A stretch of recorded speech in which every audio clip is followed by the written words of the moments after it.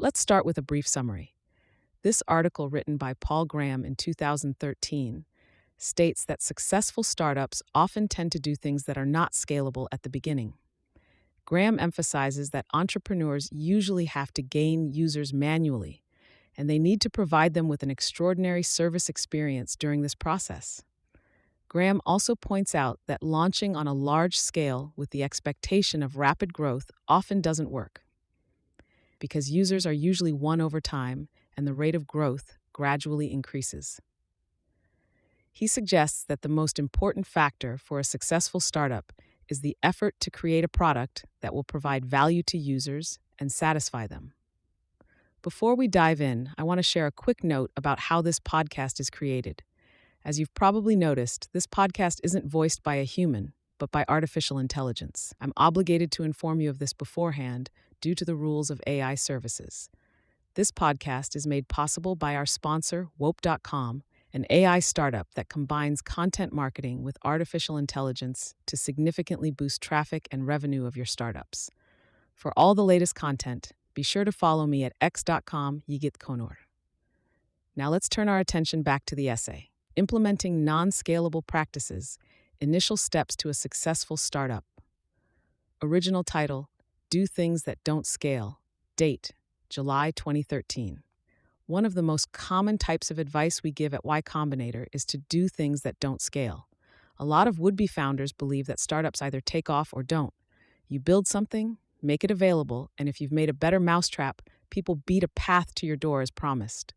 Or they don't, in which case, the market must not exist. Actually, startups take off because the founders make them take off. There may be a handful that just grew by themselves, but usually it takes some sort of push to get them going. A good metaphor would be the cranks that car engines had before they got electric starters. Once the engine was going, it would keep going, but there was a separate and laborious process to get it going. The most common unscalable thing founders have to do at the start is to recruit users manually. Nearly all startups have to. You can't wait for users to come to you. You have to go out and get them. Stripe is one of the most successful startups we've funded, and the problem they solved was an urgent one. If anyone could have sat back and waited for users, it was Stripe. But in fact, they're famous within YC for aggressive early user acquisition. Startups building things for other startups have a big pool of potential users in the other companies we've funded, and none took better advantage of it than Stripe. At YC, we use the term Collison installation for the technique they invented. More diffident founders ask, "Will you try our beta?" And if the answer is yes, they say, "Great, we'll send you a link." But the Collison brothers weren't going to wait. When anyone agreed to try Stripe, they'd say, "Right then, give me your laptop," and set them up on the spot. There are two reasons founders resist going out and recruiting users individually. One is a combination of shyness and laziness. They'd rather sit at home writing code than go out and talk to a bunch of strangers and probably be rejected by most of them. But for a startup to succeed, at least one founder, usually the CEO, will have to spend a lot of time on sales and marketing. The other reason founders ignore this path is that the absolute numbers seem so small at first. This can't be how the big, famous startups got started, they think. The mistake they make is to underestimate the power of compound growth. We encourage every startup to measure their progress by weekly growth rate, growth.html. If you have 100 users, you need to get 10 more next week to grow 10% a week. And while 110 may not seem much better than 100, if you keep growing at 10% a week, you'll be surprised how big the numbers get. After a year, you'll have 14,000 users, and after 2 years, you'll have 2 million. You'll be doing different things when you're acquiring users 1,000 at a time, and growth has to slow down eventually. But if the market exists, you can usually start by recruiting users manually and then gradually switch to less manual methods. Airbnb is a classic example of this technique. Marketplaces are so hard to get rolling that you should expect to take heroic measures at first. In Airbnb's case, these consisted of going door to door in New York, recruiting new users, and helping existing ones improve their listings. When I remember the Airbnbs during YC, I picture them with rolly bags because when they showed up for Tuesday dinners, they'd always just flown back from somewhere. Airbnb now seems like an unstoppable juggernaut, but early on it was so fragile that about 30 days of going out and engaging in person with users made the difference between success and failure. That initial fragility was not a unique feature of Airbnb. Almost all startups are fragile initially. And that's one of the biggest things inexperienced founders and investors and reporters and know-it-alls on forums get wrong about them. They unconsciously judge larval startups by the standards of established ones. They're like someone looking at a newborn baby and concluding, there's no way this tiny creature could ever accomplish anything. It's harmless if reporters and know-it-alls dismiss your startup. They always get things wrong. It's even okay if investors dismiss your startup. They'll change their minds when they see growth. The big danger is that you'll dismiss your startup yourself. I've seen it happen. I often have to encourage founders who don't see the full potential of what they're building. Even Bill Gates made that mistake. He returned to Harvard for the fall semester after starting Microsoft. He didn't stay long, but he wouldn't have returned at all if he'd realized Microsoft was going to be even a fraction of the size it turned out to be. The question to ask about an early-stage startup is not, is this company taking over the world?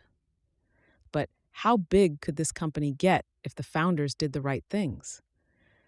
And the right things often seem both laborious and inconsequential at the time.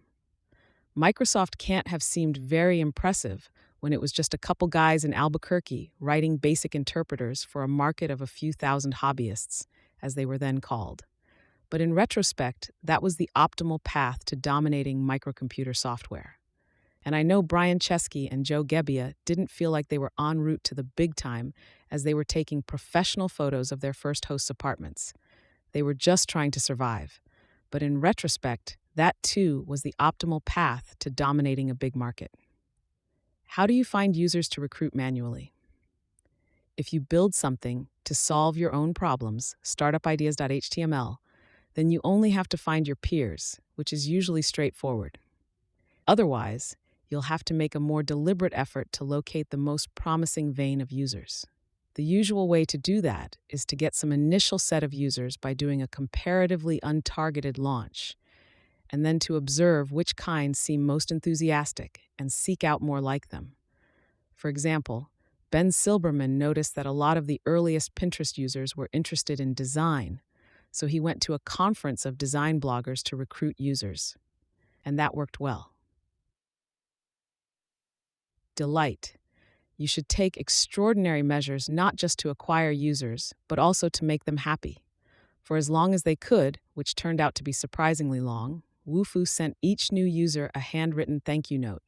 Your first users should feel that signing up with you was one of the best choices they ever made. And you, in turn, should be racking your brains to think of new ways to delight them. Why do we have to teach startups this? Why is it counterintuitive for founders? 3 reasons, I think. One is that a lot of startup founders are trained as engineers, and customer service is not part of the training of engineers. You're supposed to build things that are robust and elegant, not be slavishly attentive to individual users like some kind of salesperson. Ironically, part of the reason engineering is traditionally averse to handholding is that its traditions date from a time when engineers were less powerful, when they were only in charge of their narrow domain of building things rather than running the whole show. You can be ornery when you're Scotty, but not when you're Kirk. Another reason founders don't focus enough on individual customers is that they worry it won't scale. But when founders of larval startups worry about this, I point out that in their current state, they have nothing to lose. Maybe if they go out of their way to make existing users super happy, they'll one day have too many to do so much for. That would be a great problem to have. See if you can make it happen. And incidentally, when it does, you'll find that delighting customers scales better than you expected. Partly because you can usually find ways to make anything scale more than you would have predicted, and partly because delighting customers will by then have permeated your culture. I have never once seen a startup lured down a blind alley by trying too hard to make their initial users happy.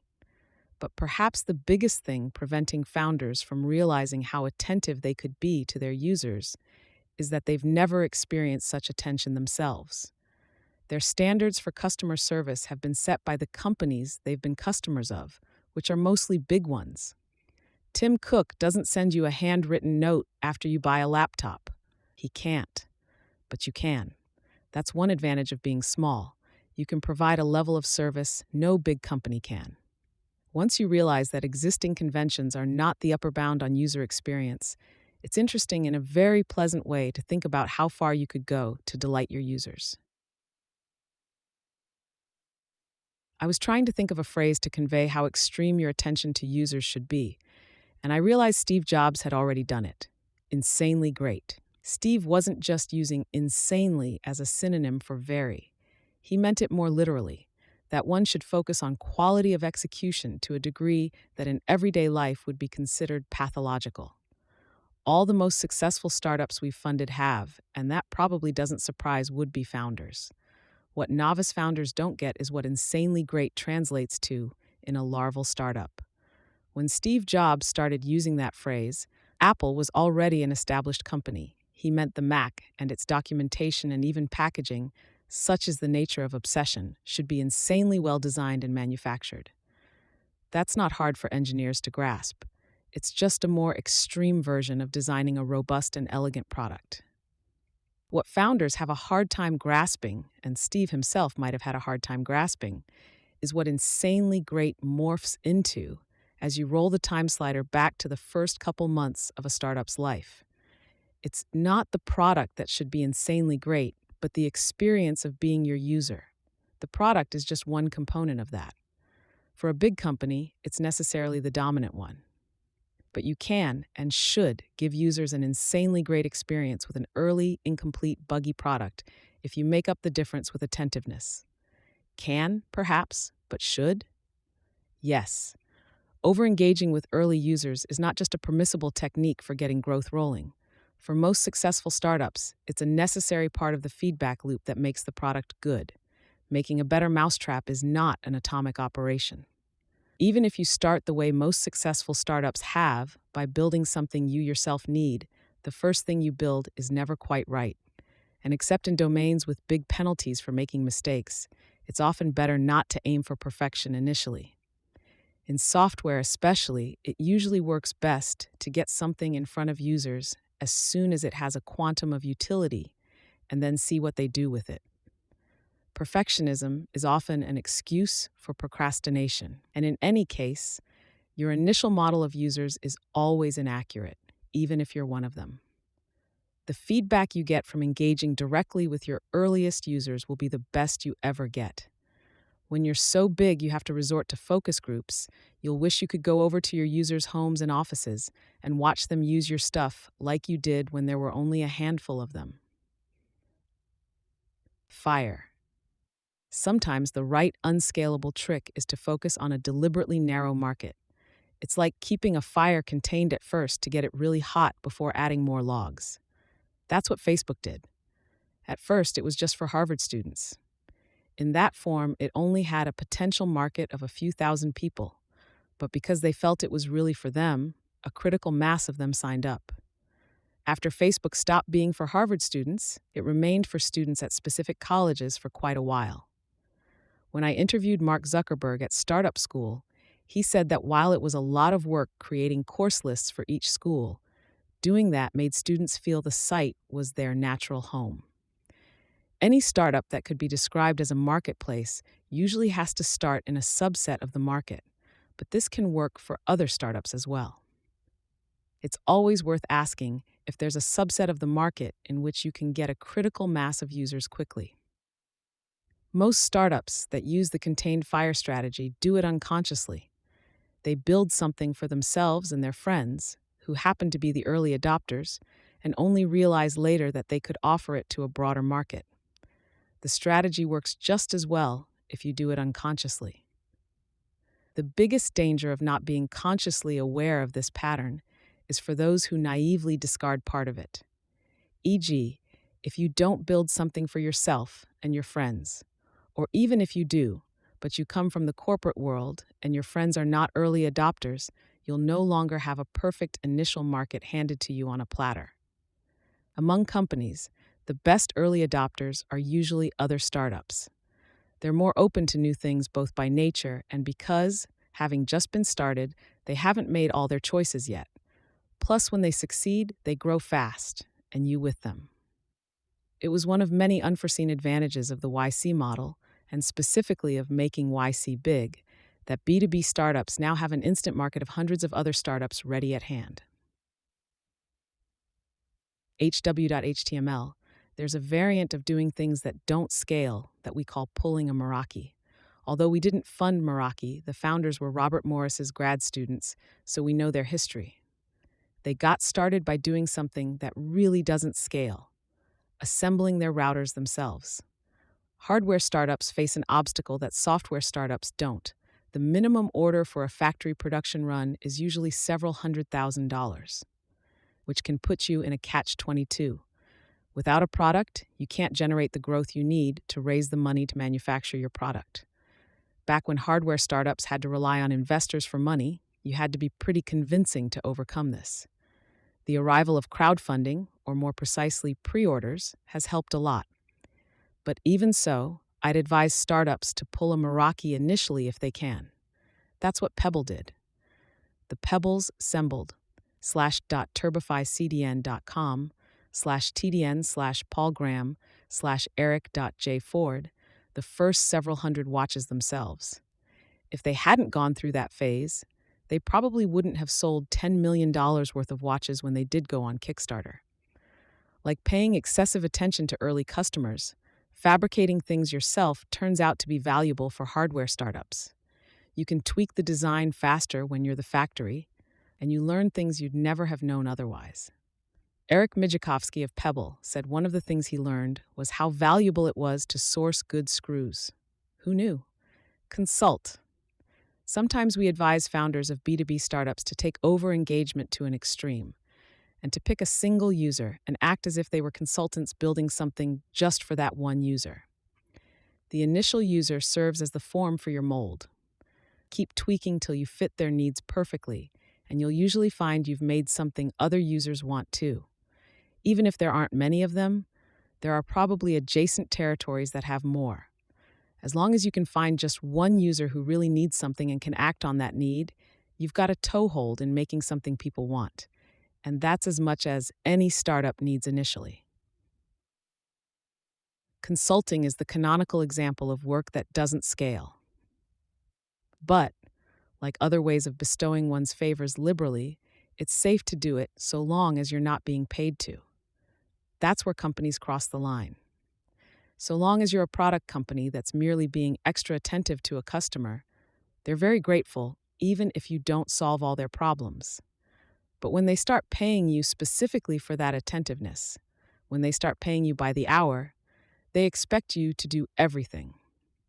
Another consulting-like technique for recruiting initially lukewarm users is to use your software yourselves on their behalf.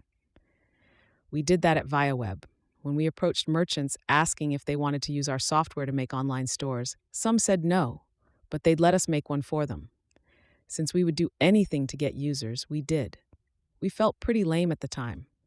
Instead of organizing big strategic e-commerce partnerships, we were trying to sell luggage and pens and men's shirts. But in retrospect, it was exactly the right thing to do, because it taught us how it would feel to merchants to use our software. Sometimes the feedback loop was near instantaneous. In the middle of building some merchant's site, I'd find I needed a feature we didn't have, so I'd spend a couple hours implementing it and then resume building the site. Manual. There's a more extreme variant where you don't just use your software, but are your software. When you only have a small number of users, you can sometimes get away with doing by hand things that you plan to automate later.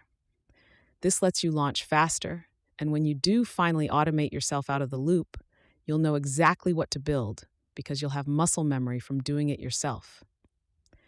When manual components look to the user like software, this technique starts to have aspects of a practical joke. For example, The way Stripe delivered instant merchant accounts to its first users was that the founders manually signed them up for traditional merchant accounts behind the scenes. Some startups could be entirely manual at first. If you can find someone with a problem that needs solving, and you can solve it manually, go ahead and do that for as long as you can, and then gradually automate the bottlenecks. It would be a little frightening to be solving users' problems in a way that wasn't yet automatic, but less frightening than the far more common case of having something automatic that doesn't yet solve anyone's problems. I should mention one sort of initial tactic that usually doesn't work: the big launch. I occasionally meet founders who seem to believe startups are projectiles rather than powered aircraft, and that they'll make it big if and only if they're launched with sufficient initial velocity. They want to launch simultaneously in 8 different publications with embargoes. And on a Tuesday, of course, since they read somewhere that's the optimum day to launch something. It's easy to see how little launches matter. Think of some successful startups. How many of their launches do you remember? All you need from a launch is some initial core of users. How well you're doing a few months later will depend more on how happy you made those users than how many there were of them. So why do founders think launches matter? A combination of solipsism and laziness. They think what they're building is so great that everyone who hears about it will immediately sign up. Plus, it would be so much less work if you could get users merely by broadcasting your existence, rather than recruiting them one at a time. But even if what you're building really is great, getting users will always be a gradual process. Partly because great things are usually also novel, but mainly because users have other things to think about. Partnerships, too, usually don't work. They don't work for startups in general, but they especially don't work as a way to get growth started. It's a common mistake among inexperienced founders to believe that a partnership with a big company will be their big break. 6 months later, they're all saying the same thing. That was way more work than we expected, and we ended up getting practically nothing out of it. It's not enough just to do something extraordinary initially. You have to make an extraordinary effort initially.